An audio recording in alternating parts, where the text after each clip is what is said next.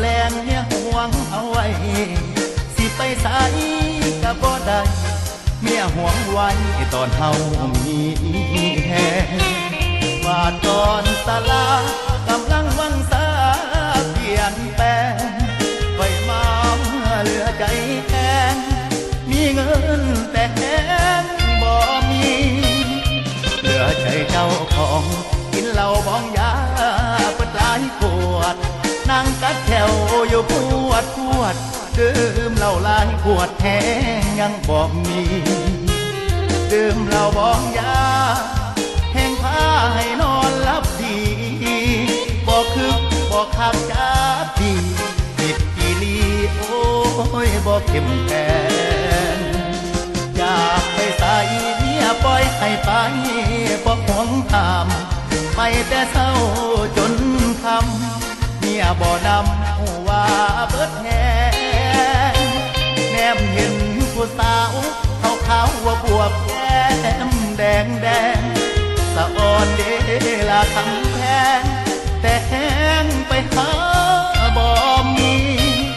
เหลือใจแห้งอยากแนวแข็งใจก็เอานำอยากนั่งเข้มกับนายมาคำแห้งสิยำก็ยังบ่มีย้ำพ่อสาวน้อยลักน้ำลายย้อยหลายเถื่อหลายทีเงินในทงก็บ่มีแต่แห้งนี่ที่สุขเขาบ่ได้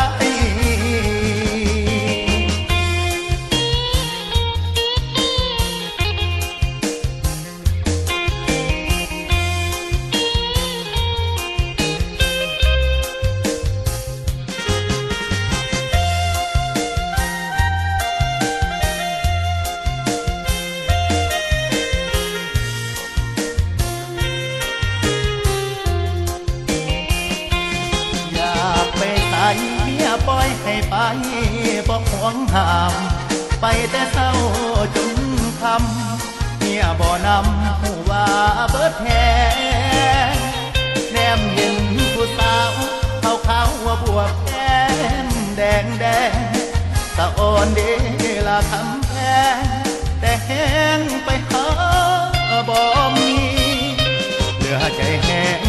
งอยากแนวแทนใจบ่เอานำอยากนั่งเข้มกับนายมาคำแห้งสิยำก็ยังบ่มีย้ำว่าสาวน้อยลักน้ำหลายย้อยหลายเดือหลายทีเงินในทงก็บ่มี